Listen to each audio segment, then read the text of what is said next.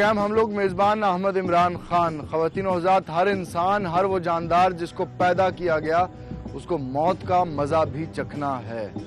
जिस जगह मैं खड़ा हूँ, 4 अक्टूबर 2015 को एक 10 साल के बच्चे को बेमौत कत्ल कर दिया गया। ये बेमौत कत्ल किसी आपके और मेरे जैसे इंसान नुमा दरिंदे ने ही किया। इस मासूम बच्चे को जिसको यहाँ पे कत्ल किया गया, इसका नाम है रजा अरशद, जो कि मंडी बहाउद्दीन का रिहायशी है, जिसका बाप मजदूरी के लिए अपने 3 बेटों को छोड़ के 3 साल से इस मुल्क से, अपने खानदान से, अपने बेटों से दूर है।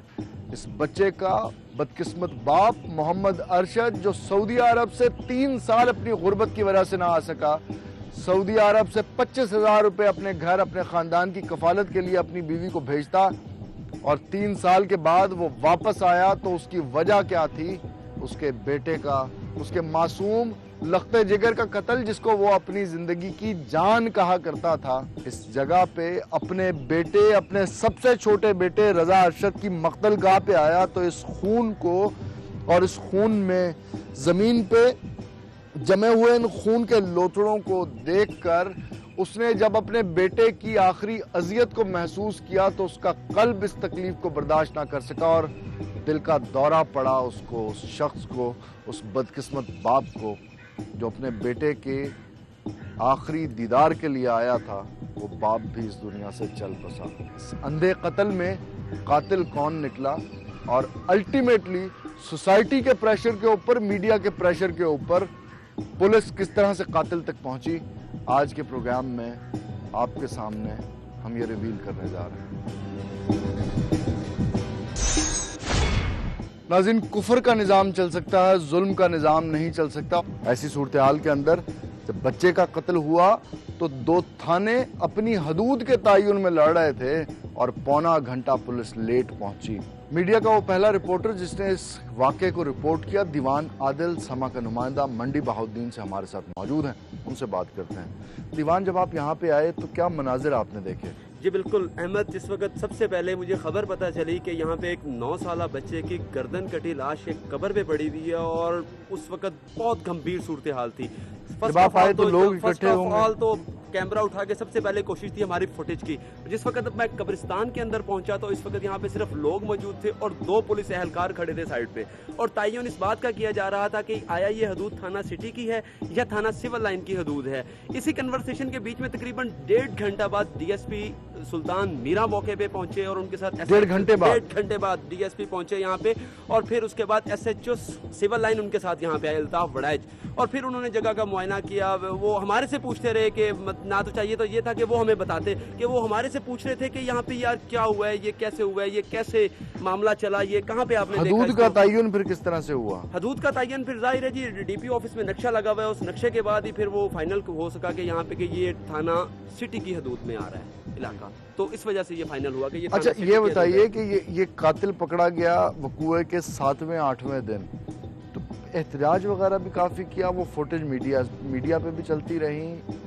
एहतजाज के मनाजिर क्या थे? सबसे पहला जो इनका प्रोटेस्ट हुआ वो ये था कि लाठीचार्ज भी हुई। बिल्कुल, प्रोटेस्ट में लाठीचार्ज 3 दिन प्रोटेस्ट होता रहा। 3 दिन प्रोटेस्ट होता रहा। 2 दिन लगातार बाजार मार्केटें बंद रही। कॉलेज के स्टूडेंटों ने जबरदस्ती बंद करवाई और कॉलेज के स्टूडेंट्स और पुलिस के अंदर 12 दफा लाठीचार्ज के मनाजिर भी देखने में आए, जो हमने रिपोर्ट किए।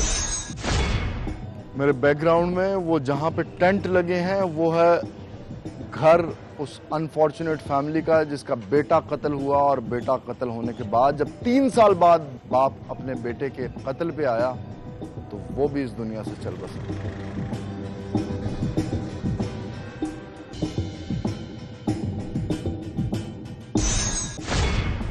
नाज़रीन, 3 बच्चों, 3 भाइयों, 3 बेटों के हंसते बसते घर के अंदर छोटे बेटे का कत्ल हो जाए, बेईमाना कत्ल। उस घर के अंदर क्या तकलीफ होगी, क्या अलाम होगा, क्या सोग होगा, इसका अंदाज़ा हर वो शख्स लगा सकता है जो बाप है या माँ है।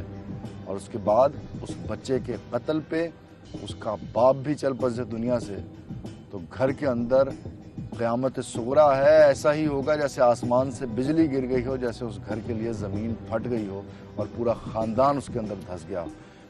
ये जो सोग अलाम की कैफियत है, ये फातिहा खानी ये रज़ा के वालिद की इंतकाल की है। रज़ा के मामू हमारे साथ हैं, उनसे बात करते हैं। आपका नाम क्या है? फयाज अहमद। फयाज साहब, ये रज़ा के वालिद के इंतकाल के बाद अब कौन है फैमिली का जो निज़ाम देख रहा है, सिस्टम देख रहा है? मेरे ख्याल में तो कोई नहीं, लेकिन करीबी रिश्ता मेरे ही बनता है, फिर मैं ही मेरा मतलब है जो मसला। अरशद साहब सऊदी अरब कब से थे? तकरीबन 2.5 साल से। और वहाँ पे क्या करते थे? स्कूल की वैन चला रहे थे। कितना अरसा हो गया उन्हें गए हुए? 2.5 साल हो गए। अरशद साहब कब पाकिस्तान पहुँच गए? बेटे की कुल पे। फिर किस तरह डेथ किस तरह हुई? दिल का दौरा उन्हें कहाँ पड़ा? जब उसने अपने बेटे का खून देखा है, ये साथ ही है जो जाए वकुआ देखा है, वहाँ पे उसने बेटे का खून देखा है, वहीं पे उसके तकरीबन ना वो पसीने सीने उसको आने लग गई। मैं फिर JDH की जो सिविल अस्पताल है वहाँ पे ले गए हैं उसको। उन्होंने कहा इसको हार्ट का मसला है, हार्ट वाले हॉस्पिटल ले के जाएं इसको। तो फिर उसको मैं इधर हाशमी हार्ट केयर है उसमें ले गए हैं, लेकिन उसमें वो जानवर नहीं हो सका। रज़ा जो अपने माँ बाप का सबसे छोटा बेटा था वो तो चल बसा, लेकिन उसके 2 भाई, उसकी वालदा, उसके मामू अभी अंदर हैं घर के। उनसे जाके मिलते हैं, उनका दुख शेयर करते हैं ताकि उनका दुख भी, उनका दिल भी हल्का हो और हम लोग भी अपनी सोसाइटी जिसके अंदर हम रह रहे हैं उसका थोड़ा सा अंदाज़ा लगा सकें कि हमारे अपेरेंटली इंसानों के अंदर जिसको अल्लाह ने मस्जूद मलाइक बनाया, जिसको अल्लाह ने फरिश्तों को हुक्म दिया कि इंसान को सजदा करो, वो इंसान कितना सफाक और इबलीसियत में कितना ऊपर चला गया है कि इबलीस भी आज शर्मा रहा होगा कि मैं इस हद तक नहीं जा सकता था जिस हद तक ये इंसान चला गया। ये ख़ानदान रज़ा अरशद का, जो कि रज़ा की मौत के सोग में था, उसके वालिद की अनएक्सपेक्टेड डेथ ने इसकी तकलीफ़ को दोबारा बढ़ा दिया है, डबल द टाइम कर दिया है। रज़ा की FIR के अंदर जो मुद्दई हैं उसके मामू हमारे साथ मौजूद हैं, वालदा हैं और उसके 2 भाई हैं। इस फैमिली से बात करते हैं। आपका नाम क्या है? शहबाज अली। शहबाज, ये क्या किस तरह से हुआ? रज़ा किस वक्त घर से निकला? आपको कब इत्तला मिली? मैं काम पे था। रज़ा सुबह 9:30 बजे से ना घर से गायब था। उसकी वालदा उसको ढूंढती रही है। तकरीबन मुझे 1 बजे तक जो है ना कॉल आई है कि रज़ा की डेथ हो गई है, वो मार के फेंक गया उसको। आपको 1 बजे कॉल आई? हाँ जी। और वो कॉल किसने की? कॉल जो है मेरी वाइफ ने की थी। आपकी वाइफ ने? कार वाले चले गए थे ना उस वक्त वहाँ पे। ठीक, ज़रा वालदा को माइक दीजिएगा, मैं केस के हवाले से आपसे दोबारा पूछता हूँ। बहन, आखिरी दिन रज़ा घर से क्या कह के निकला? खेलने के लिए निकला, रोज़ाना निकलता था, क्या तरतीब थी उसकी? रज़ा रोज़ाना नहीं निकलता था। रोज़ाना सुबह जाता था स्कूल, 2 बजे घर वापस आता था, 3 बजे खाना खा के ट्यूशन जाता था, 5:30 बजे वापस आता था। तो उस दिन संडे थी, सुबह 10 बजे निकला। 10 बजे निकला। क्या तो बुलाने आया था या? नहीं, बुलाने नहीं आया था। क्या कह के गया आपको या बताए बगैर चला गया? नहीं, नाश्ता 9:30 बजे हमने किया। वो कह के गया मैं नानों के घर जा रहा हूँ। नानों का घर इधर ही है, साथ ही है। कह रहा है ना मैं नानों के घर जा रहा हूँ। मैं कपड़े उनके प्रेस कर रही थी अपनी बड़ी बहन के घर जाने के लिए। मैंने कपड़े प्रेस किए और बड़े छोटे बेटे को कहा जाओ उसे ढूंढ के लाओ। वो कह नानो उसकी मेरी भाभी कह रही थी, वो इधर तो सुबह का आया ही नहीं है। फिर हम उसे ढूंढने लग गए, ये मेरा बेटा भी, ये भी, मैं भी निकल गई ढूंढने। तो साथ कह रहे थे ये प्लाट में खेल रहा था, उधर खेलते खेलते कोई उधर से ले गया। तो कब्रिस्तान में कुछ लोग भाग रहे थे, मुझे कह रहे थे, मैंने पूछा उधर क्या हुआ है, तो कह रहे थे आपका कोई आया बताने, कोई बच्चा कोई कब्रिस्तान में मार के फेंक गया है।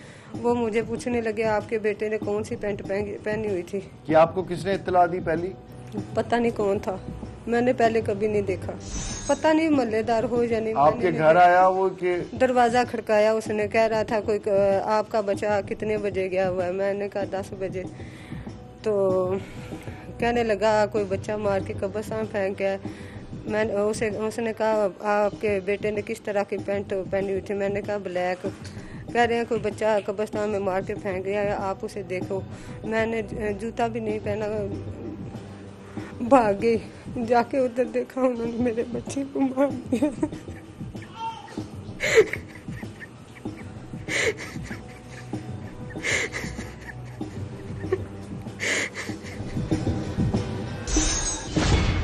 आपका नाम क्या है? मोहम्मद वकास। वकास, आप सबसे बड़े हो? जी रजा आपसे कितने साल छोटा था? 4-5 साल? जी। रिजवान को आप कब से जानते हो? जब से हम इस मकान में आए हैं तब से जानते हो? जी। रिजवान से आपकी दोस्ती थी, किसकी ज्यादा दोस्ती थी? रजा से ही थी ज्यादा उसकी दोस्ती। रजा की तो उम्र आपसे भी छोटी है, रिजवान की उम्र आपसे बड़ी थी। वालदा को माइक दो। वो बच्चों के साथ में बंटे खेलता था, मैंने उसे मना किया। रजा को ले जाता है, कह रहा था वो बंटे खेलें। मैं उसे लेकर कोई चीज़ भी अगर देता था मैं फेंक देती थी। और इस कदर हमारा तो हम तो इतने साफ दिल के हैं। उसका अबू फौत हुआ, मैंने इधर ही सारा उनका इंतज़ाम करवाया बहन भाइयों की तरह। उनका बाप मुझे बहन समझता था। अपने बच्चों को अलग करने की पहले भी कोशिश की कि रिजवान की वजह से बच्चे आपने गुजरांवाला भेज दिए?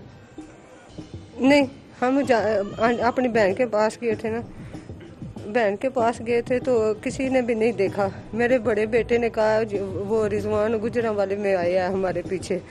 मुझे उस दिन से डर लग गया था। कैसे गुजरांवाले पहुंच गया? वो कह रहा मेरे इधर रिश्तेदार हैं, रिजवान ने कहा। हाँ, तो मैंने फिर इसने देखा तो उसने कहा था आते ही ना मेरे वो मामू का बेटा है, उसने कहा क्यों इधर आए हो, क्यों इनका पीछा किया है। उस दिन से मुझे डर लग गया कहीं मेरा बेटा ना कोई गवाह करके ले जाए। अरशद साहब सऊदीया कब से हैं? 3 साल हुए। और क्यों गए सऊदीया? मजदूरी की वजह से। मजदूरी? इधर नहीं काम चलता था, वो ड्राइविंग करते थे। घर बेच के गए थे, हम किराए पे रह रहे हैं। जब इनके वालिद आए एक रात जिंदा रहे। हाँ। जब जिधर उन्होंने मारा मेरा बेटा, मैं इनका बाप देखने गया, उधर ही उन्हें दिल का मसला बना और घर आए। उन्होंने 2 अटैक एक दफा ही हो गए और वो अल्लाह को प्यारे हो गए।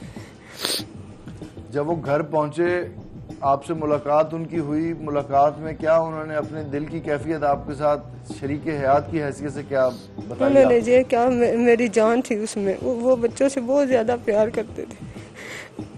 उस दिन सुबह सुबह उनसे बात भी हुई थी मेरे बेटे से। लास्ट विजिट उनका कब हुआ था पाकिस्तान? 3 साल के बाद? जी। मतलब 3 साल पहले अपने बेटे से मिले थे? जी। जब गरीब की औलाद भूखी मरती है और जब गरीब को अपनी औलाद को छोड़ के, दुनिया की सबसे कीमती चीज को छोड़ के मुल्क से जाना पड़ता है।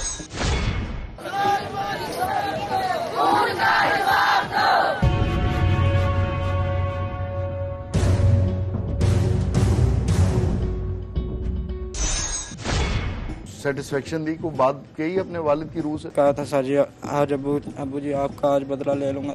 हम ऐसे कर लेते हैं, पुलिस का बहुत तमतमा होता है, पुलिस का बड़ा डंका बजता है, पुलिस का तूतू बोलता है। बिल्कुल है ये बात।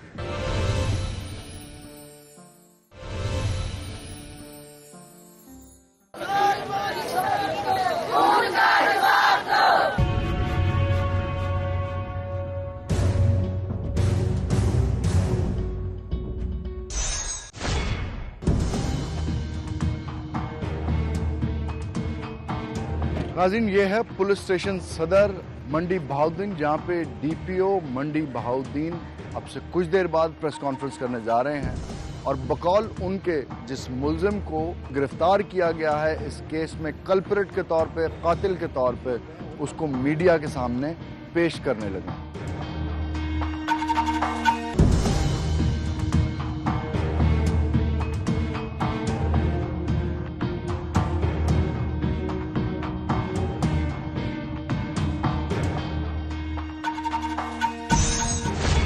नाज़रीन, मुसव्वरे पाकिस्तान डॉक्टर अल्लामा मोहम्मद इकबाल ने जब पाकिस्तान का ख्वाब देखा तो उन्होंने दुआ की कि जवानों को मेरा ज़ौक़, मेरा शौक़, मेरा जुनून जो है वो अल्लाह दिखाए और उन जवानों को इस मुल्क के लिए, इस मुमलकत खुदादाद के लिए वो नाकाबिल तस्खीर ताकत बनाए जो कि इसको अक़वाम आलम के अंदर इसकी खोई हुई, यानी मुसलमानों की खोई हुई ताकत, मिरास और इज़्ज़त वापस लेके दे। लेकिन अनफॉर्चुनेटली हम वो नौजवान पैदा ना कर सके और आज के नौजवान की शक्ल है मोहम्मद रिजवान की सूरत हमारे सामने, जिसने अपनी हवस की खातिर, अपनी सफाक जिबिलती इबलीसी जिबिलत की खातिर एक मासूम बच्चे को कत्ल किया। ये बताओ तुमने रजा को क्यों कत्ल किया?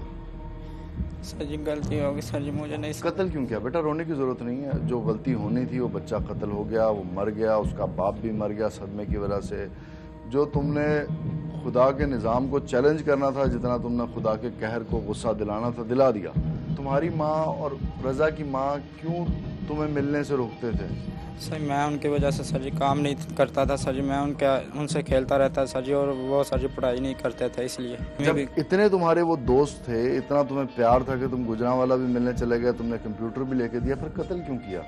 सही उधर सर जी उन्होंने मुझे बुला कर सर जी अपने मामू के सर जी ताया कोई लगता है सर जी, उनसे मार पड़वाई सर जी, मेरी बाजू भी सर जी टूट। किसने मार पड़वाई? सर जी उनका ताया लगता है, पता नहीं सर जी मामू लगता है, उसने। मार किसने पड़वाई? सर जी लड़कों ने सर जी, इन्होंने कहा सर जी मंडी हमें तंग करता। सर जी मैंने कहा मैंने कब तंग किया? सर जी फिर उन्होंने सर हमारे घर फ़ोन किया, उन्होंने कहा सर जी कि ये बच्चे अगवा करने आया, इस हमारे बच्चों के पीछे हमारे बच्चे अगवा करने आया। सर जी मैंने तुम्हारे बाप का इंतकाल कैसे हुआ? सर मैं वापस आए, मेरे वालद की सर जी तबीयत बहुत ख़राब हुई थी सर जी, उनकी दवाई लेने जा रहे सर जी, उन्होंने कहा सर जी तुम गए क्यों? सर जी मैंने वालद साहब से कहा कुछ गलती हो गया, आइंदा नहीं करूँगा, ऐसा कभी नहीं करूँगा। वालद साहब सर जी दवाई लेने जा रहे थे सर जी, उन्हें अटैक हुआ सर जी, वो फौत हो गए। सर जी अम्मी कहते थे सर जी तुम्हारी खातिर ऐसा हुआ, तुम्हें मैंने कहते भी थे तुम्हारी वजह से सर जी यह सब कुछ। तुम्हारा बाप मर गया? अच्छा, तुम्हें उस वक्त गुस्सा आया और तुमने जहन बनाया कि अब मैं जो है बदला लूँगा अपने बाप की मौत का? सर मैं जब सर जी सोता हूँ सर जी, मेरे वालिद साहब के सर जी डेथ बाद सर जी मेरे सामने आती है सर जी, इसलिए सर जी मैं मामू के पास चला गया सर जी। मामू के पास कितने महीने रहे? सर 2 महीने। 2 महीने। अब ये बताओ कि जहन कब बना लिया कि अब मैंने रजा को या इसके किसी भाई को कत्ल करना? सर इतवार का दिन था सर जी, मैं उधर से सर जी मामू को कह के निकला सर जी, मैं दुकान पर जा रहा हूँ। मामू ने कहा ठीक है जाओ। सर मैं उस्ताद के पास आया सर जी, उस्ताद को मैंने कहा उस्ताद जी अम्मी की तबीयत ख़राब है इसलिए मुझे मंडी जाना पड़ेगा सर जी। उन्होंने कहा कब आ जाओगे सर जी? मैंने कहा मतलब उस वक्त जहन बना लिया था कि आज मैंने कत्ल करना? जी सर। हिम्मत कहाँ से मिली थी और कहाँ से, किधर से तुम प्लान कर रहे थे कि इस तरह को ड्रामा शरामा को फिल्म वगैरह में देखा था? सर वैसे सर जी मैं इधर आ गया सर जी, मैं उनको सर जी मैं जा रहा सर। बाप का गुस्सा था? जी सर जी। ठीक है, माँ के तानों का गुस्सा था? जी सर। चलो तुम वहाँ से निकले और मंडी बहाउद्दीन पहुँच गए? जी सर। फिर क्या किया? सर मैं जब कब्रिस्तान की तरफ आया सर जी, मोड़ सा बना हुआ सर जी, उधर दीवार के पीछे होकर रजा खड़ा हुआ था सर जी, सर जी वो फिर मेरे साथ आया सर जी। उसकी रजा वहाँ खड़ा क्या कर रहा था? सही वो मेरे साथ सर जी दुकान में नहीं गया सर जी, पता नहीं क्यों सर जी, वो दीवार के पीछे आकर खड़ा हो गया था सर जी। मैं सर जी फिर उसके पास गया। रजा तो मैं अपना दोस्त समझ रहा था, दोस्त खेलने के लिए तुम्हारे साथ आ रहा था? जी सर जी। सर फिर उसके सर जी कज़न की कब्र पे गए सर जी, उधर फातिहा का सर जी, फिर मैं फातिहा पढ़ी तुमने? जी सर जी। रजा के साथ? जी सर। किसकी कब्र थी सर जी? उसकी कज़न की। फिर सर जी अपने वालिद साहब की कब्र पे गया हूँ, उन पर सर जी फातिहा पढ़ी। फिर सर जी आ रहे थे वापस। तुम जब फातिहा पढ़ रहे हो, तुम वाले से को होता ना, दिल से बंदा बात कर रहा होता, तो तुमने कहा कि प्यो आज मैं तेरा बदला लेने लगा, कोई ऐसी बात को सेटिस्फेक्शन दी, को बात कही अपने वालिद की रूह से क्या आज मैं तुम्हारी मौत का बदला लूंगा? जी सर जी। अच्छा वो क्या था, वो तो बताओ जरा। सर मैं सर जी वालिद साहब की कब्र पे फातिहा पढ़ कर सर जी मैं उधर बैठा रहा हूँ सर, 2-3 मिनट सर जी बैठा हूँ सर जी। मैं सर जी कह रहा था सर जी आज सर जी अब वालिद साहब का वही सर जी, अब पंजाबी में सर बता रहा। हाँ पंजाबी में बताओ। सही कहा था सर जी आज अबू जी आपका आज बदला ले लूँगा सर जी, आज के बाद सर जी कभी नहीं ऐसा करूँगा सर जी। अब वालिद साहब सर जी माफ़ी भी मांगी थी तो सर जी अगे टुरन लगा सर जी, मैं उधर मुँह हाथ रख के सर जी मारे। फिर ज्यादती तुमने मारने से पहले की कि मारने के बाद? सर जी ज्यादती नहीं की सर जी, ज्यादती का सर जी नहीं याद देता हूँ सर जी, ज्यादती मैंने कभी नहीं उनके साथ सोचा ही नहीं था सर जी, कभी ज्यादती करूँगा सर जी, ना की है सर जी। सर जी इस बात की सर जी गारंटी। ये तो मेडिकल रिपोर्ट में आ गया, पोस्टमार्टम में आ गया, फिर किसने ज्यादती की? सर मेडिकल सर जी शक में सर जी मेरा मेडिकल करा लें सर जी, मैंने नहीं किया ज्यादती, अल्लाह की कसम सर जी मैंने नहीं की।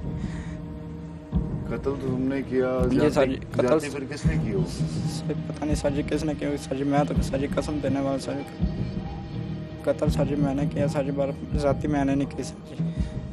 जाती तुमने नहीं की? नहीं सर जी, जाती मैंने नहीं तुमने की। उसके मुंह पे हाथ रखा? जी सर जी। और फिर क्या किया? सर मुंह पे हाथ रखा ना सर जी, वो पीछे देख, उसने एकदम सर जी पीछे देखा। हाँ। सर जी उसकी लात में सर जी लात आई है ना सर जी, वो नीचे गिरता गया सर जी, मैंने उसे छुरी फेर दी थी। हाँ, छुरी कहाँ पे? सर गर्दन पे। गर्दन पे। तो छुरी फेरते हुए बड़ा हौसला चाहिए होता, तेरा हाथ नहीं कांपा? सर जी कामता रहे सर जी, मगर सर जी क्या करता, कामता रहा सर जी, मगर क्या करता सर जी, वालिद साहब का खौफ आता था सर जी। वाले साहब का खौफ आता? सर जी उनके सर जी दिल में सर जी, जहन में सर जी उनकी डेथ आती थी सर जी, इसलिए मैं। डेथ आती थी उनकी? जी सर जी। तुम कभी स्कूल भी गए हो? जी सर। कितनी क्लासे पढ़े? सर 9th 9th तक? जी सर जी। उसके बाद फिर क्या हुआ? सर जी उसके बाद सर जी मैं अदालतों में सर जी काम लगा रहा हूँ, मजदूरों का साथ सर जी, मिस्त्रियों के साथ सर। तुमने जब उसकी गर्दन पे छुरी फेरी तो गिर गया वो, खून निकला, गर्दन कट गई? जी सर। सोचा होता शायरक काटनी है? जी सर। अच्छा, कितनी देर में उसकी रूह निकल गई? बॉडी उसकी कितनी देर तड़पी? सर मैं छुरी फेरता सर जी भाग गया सर जी, मुझे नहीं पता सर जी कितनी देर में निकली है सर, ये नहीं मुझे सर जी, मैं भाग गया था।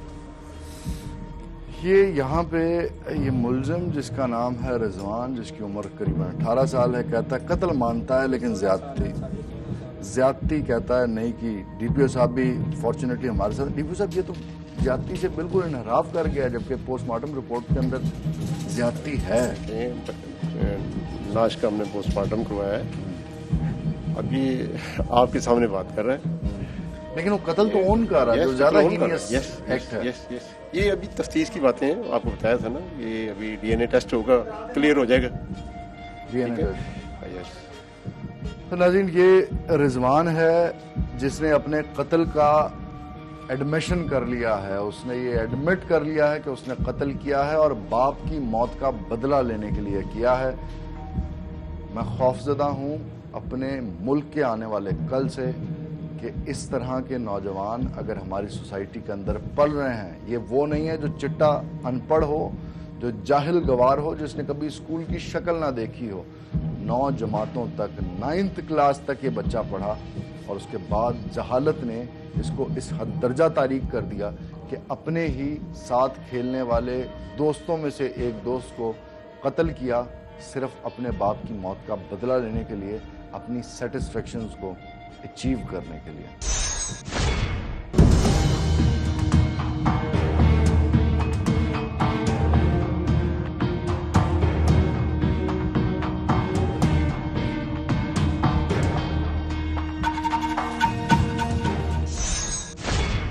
मंडी बहाउद्दीन के डीपीओ जो कि पुलिस डिपार्टमेंट को हेड कर रहे हैं, राजा बिशारत महमूद हमारे साथ मौजूद हैं। उनसे बात करते हैं इसी हवाले से। राजा साहब, इस अंधे कत्ल को कैसे ट्रैक डाउन किया आपने और मुलजिम तक पुलिस किस तरह पहुंची?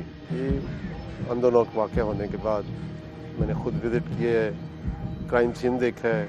मल्लेदारों ने हमें बताया है कि इन बच्चों के, रिजवान जो मुलजिम है उनके साथ एफिलिएशंस हैं बहुत ज़्यादा, तीनों भाइयों की। यहाँ तक कि इसकी वालदा ने, दोनों के पेरेंट्स को इतराज़ था एक दूसरे को न मिले। मकतूल की वालदा, उनके रिलेशन की नौयत गैर फितरी थी। देखिए जो अभी रिजल्ट सामने आया वो गैर फितरी आ गया। ठीक, डॉक्टर ने कंफर्म किया है कि साडमी हुई है, उसके बाद मर्डर हुआ है। मुलजिम रिजवान तक किस तरह पहुंचे आप? तफ्तीश के दौरान ही हमें इल्म हुआ, बहुत सारे लोगों को पकड़ा है महल्ले से जो मशकूक किरदार के लोग थे। उन्होंने हमें बताया कि इस बच्चे की एफिलिएशन रिजवान के साथ है। ठीक है, तो उसको चेक करें। फिर फर्दर ये हुआ कि एक हमें एविडेंस मिल गई कि रिजवान को वकूए से पहले घर के नज़दीक एक शॉप है जो पान सिगरेट की शॉप है, वहाँ से उसने सिगरेट खरीदा है। वो सिगरेट पीते हुए लोगों ने देखा है। जब उसकी हमने वेरिफिकेशन की तो उसकी वालदा ने कहा वो तो गुजरे होता है, लेकिन वकूए के वक्त वो साबित हुआ कि यहाँ मौजूद है। राय साहब, पुलिस पौन घंटा देर से क्यों पहुंची? 15 पे इतला होने के बाद फिर 2 थानों के दरमियान की हदूद का मामला था। Not at all. पुलिस फौरन पहुंची है। जो ही पुलिस को इतला मिली कि डेड बॉडी मौजूद है, कोई हदूद का मामला नहीं था, कोई तनाज़ा नहीं था। ये एक ही सर्कल बनता है। ये इसकी खुद मौके पर रहे हैं, बाद में मैंने मौका विजिट किया है। पुलिस ने अनडाउटेडली अपना काम जो है बड़ी जिम्मेदारी से किया, लेकिन इस काम के लिए, इस रिजल्ट के लिए सोसाइटी के, मंडी बहाउद्दीन में रहने वाले लोगों ने, अंजुमन ताजरान ने, मोहल्ले के लोगों ने, लवाहिकीन ने एहतजाज किया। क्या एहतजाज के बगैर इंसाफ नहीं होता या पुलिस काम नहीं करती? गुजारिश है कि ये सोच का तल्लक है। कि एहतजाज तो एक रवाजन भी एहतजाज है। आप यहाँ बैठे हुए थे प्रेस कॉन्फ्रेंस में तो ग्रुप्स सामने आ रहे थे, जिसकी वजह से आपको पता है वाइंड अप हुआ है।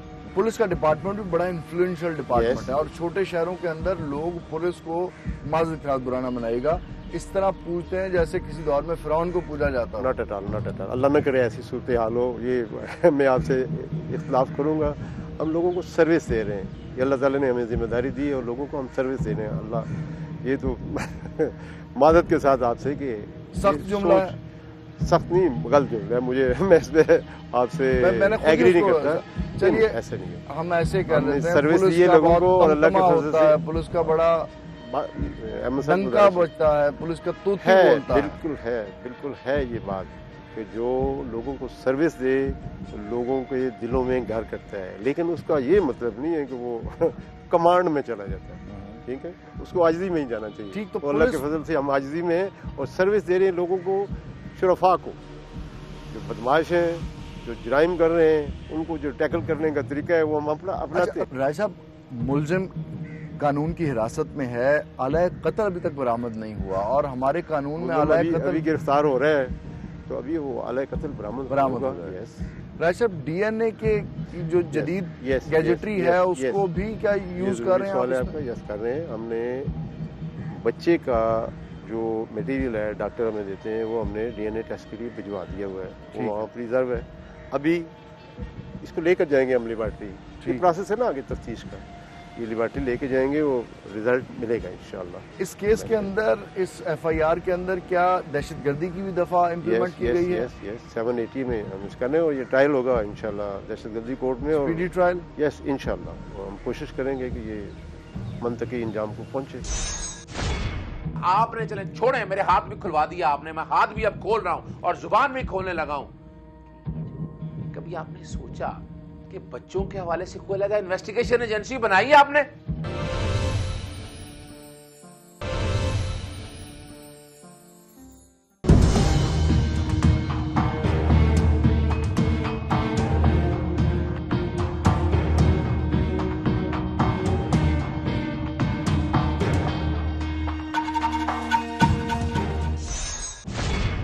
नाज़रीन, ये कातिल सोच जो आपकी और मेरी, हम लोगों की कौम के मासूम बच्चों को, उनके हाथों मासूम बच्चों को ही कत्ल करवा रही है, कानून इस सोच को अदालत के अंदर किस तरह से डील करेगा, ये जानने के लिए हम हाजिर हुए हैं सीनियर सुप्रीम कोर्ट के एडवोकेट अजहर सिद्दीक साहब के पास।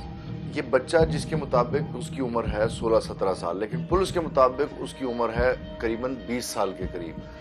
ये उम्र का तजाद केस को असरअंदाज करेगा? हमारे यहाँ जुवेनाइल यानी बच्चों के हवाले से इंटरनेशनल कन्वेंशंस हैं, इसको बेस करते अलग कानून साजी की गई। अब बच्चों के कवानीन के हवाले से इनका इन्वेस्टिगेशन का तरीक़ाकार, इनकी अदालतें अलहदा है, तो ये फ़ायदा तो मिलता है। अब पूरी दुनिया में जब ये बनाया गया तो मकसद ये था कि बच्चों को मुजरम बचने से बचाया जा सके, लेकिन हमारे यहाँ खिलवाड़ खेला जा रहा है। आपके यहाँ पुलिस खुद क्रिमिनल पैदा करती है, और अगर आप चाहते हैं कि इस तरह के वाक़े या वक़ूए ना हो तो सोशल इम्पैक्ट तो शायद आप बात ना करना चाहें, लेकिन ये सोचना पड़ेगा आपको। और दूसरा जो है कि इस कानून की सख्ती से अमलदारी, मिसाल के तौर पर अगर ये बात कही गई है, अगर बर्थ सर्टिफिकेट्स के प्रूव नहीं है तो ये मेडिकल करवा के उस बच्चे की उम्र का तयन किया जा सकता था, अगर नहीं, और इसका नुकसान सब रिसोर्सेज का ना होना इसकी वजह। देखिए बात तो सच है, आप हमेशा मुझसे ये जरूर शेर निकालने की कोशिश करते हैं, मगर है रुसवाई की।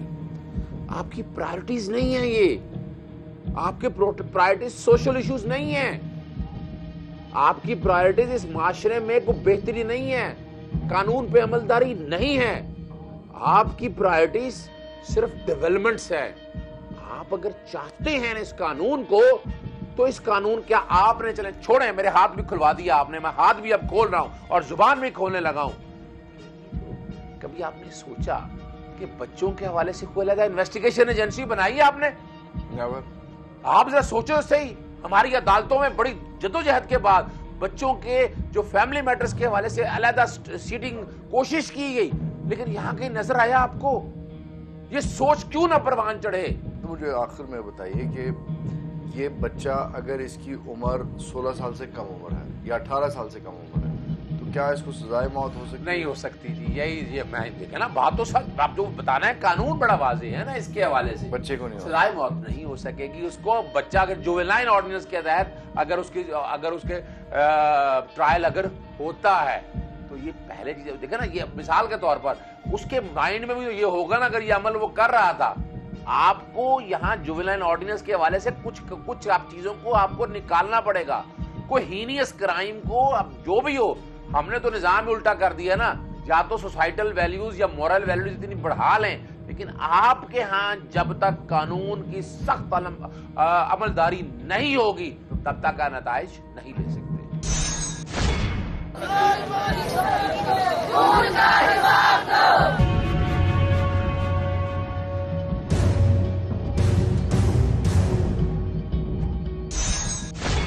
सात साल मासूम रजा अरशद को क्यों कत्ल किया गया, ये शायद उसके कमसिन कातिल को भी अंदाजा ना हो। उस कातिल के मुताबिक उसकी एज है 16-17 साल, जबकि पुलिस के रिकॉर्ड के मुताबिक उसकी एज है 20-22 साल। इस कातिल का अंजाम क्या होगा और रियासत को इस तरह के और बाकी छुपे हुए जहनियत जो कत्ल कर रही है उसको पेशबंदी के लिए क्या करना चाहिए, ये जानने के लिए हम आए हैं क्लिनिकल साइकोलॉजिस्ट साहिबा अहमद के पास। उनसे इस हवाले से बात करते हैं। साहिबा, 18-20 साल का लड़का, उसके अंदर इतनी एंग्शियसनेस, इतनी ईगरनेस कि माँ कुछ ताने देती थी और उसने उस तानों का बदला लेने के लिए जाके एक अपने ही मोहल्ले का बच्चा कत्ल कर दिया। What does that reflect? ये किस किस्म का ह्यूमन बिहेवियर है? इसमें बहुत सारे फैक्टर्स जो है वो इन्वॉल्व हैं। इसमें बायोलॉजिकल फैक्टर्स भी इन्वॉल्व हैं और साइकोलॉजिकल फैक्टर्स भी इन्वॉल्व हैं और इन्वायरमेंटल फैक्टर्स भी इन्वॉल्व हैं। अगर हम बायोलॉजिकल फैक्टर्स की बात करें तो जो बच्चा टीन एज है उसमें इतने हार्मोनल चेंजेस आ रहे होते हैं, वो क्योंकि वो इमेच्योरिटी से मेच्योरिटी की तरफ उसकी ग्रोथ हो रही है, उसकी पर्सनालिटी डेवलप हो रही है। उसके अंदर एग्रेशन जो है वो नेचुरल एक इंस्टिंक्ट है जो नॉर्मली इतनी एज के लड़कियों में होता है। तो अब ये चीज़ है कि उसको सेकंड अगर साइकोलॉजिकल फैक्टर्स में देखें तो क्योंकि उसकी बायोलॉजी जो कि उसकी नेचर है उसमें चेंजेस आ रही हैं, तो उसके साथ साइकोलॉजी ऑब्वियसली अफेक्ट होती है। साइकोलॉजी में ये होता है कि जिससे शिद्दत पसंदी आ जाना, अपनी मनमानी पे आ जाना या अपनी एक ओपिनियन बिल्टअप करने का एक कॉग्निटिव डेवलपमेंट हो रही होती है, जिसके अंदर वो अपनी एक उसकी साइकी डेवलप हो रही है, वो चीज़ें हैं। और इसके अंदर जो है वो एनवायरमेंटल फैक्टर्स इस तरह से इन्वॉल्व होते हैं कि उसकी इन दोनों चीज़ों की ग्रोथ के लिए एनवायरनमेंट उसको किस हद तक सपोर्ट कर। एनवायरनमेंट मतलब उसके घर का माहौल, उसके घर का माहौल या जो दिमाग का एनवायरनमेंट है, जिस तरह से उसके घर, उसकी फैमिली और उसकी जो है कि वो क्या कर रहा है, क्या वो कॉलेज गोइंग है या वो कोई जॉब कर रहा है। क्योंकि देखिए हमारे डिफरेंट जो सोशल इकोनॉमिक स्टेटस है वहाँ पे लोग जो है 12 साल के बच्चों को भी कह देते हैं कि मतलब अब तुम कमा कर लाओ, हमारे इतने हालात नहीं है कि हम तुम्हें पढ़ाएं। तो ये एक एनवायरमेंटल चेंज आ गया ना एक बच्चे के लिए और दूसरे बच्चे के लिए, पैराडाइम शिफ्ट हो गई। Exactly. और इसके अलावा फैमिली की सपोर्ट कितनी है कि मतलब अगर बहुत ज़्यादा बच्चे हैं तो ऑब्वियसली फैमिली सपोर्ट, माँ और बाप के पास इतना टाइम नहीं होगा सब बच्चों को एक बेहतर पेरेंटिंग देने का। अच्छा, मुझे ये बताइए, इस सारे के सारे प्रोसेस के अंदर खानदान में सबसे ज़्यादा इम्पोर्टेंट और इफेक्टिव शख्सियत कौन है? मदर और फादर दोनों का एक बैलेंस रोल होना, दोनों की पेरेंटिंग जो है वो बहुत ज़्यादा इम्पैक्ट करती है बच्चों की इमोशनल ग्रोथ के ऊपर। और जैसे बच्चा जो है वो जब अर्ली स्टेजेस में होता है तो फिर तो मदर का ही रोल सबसे ज़्यादा एक सिग्निफिकेंट रोल मदर का होता है। साहिबा, आपका बहुत शुक्रिया अपने वक्त के लिए। गुफ्तगू आपने मुलाहिजा की, जैसे कि साहिबा ने भी कहा कि माँ का किरदार जो है वो सबसे ज़्यादा इम्पॉर्टेंट है शख्सियत साजी के अंदर। लड़ने झगड़ने की बजाय घर के अंदर जो बेहतरीन एक प्रोटोकॉल कमांड सिस्टम होना चाहिए, कंट्रोल एंड कमांड सिस्टम, उसको एक्टिव करें।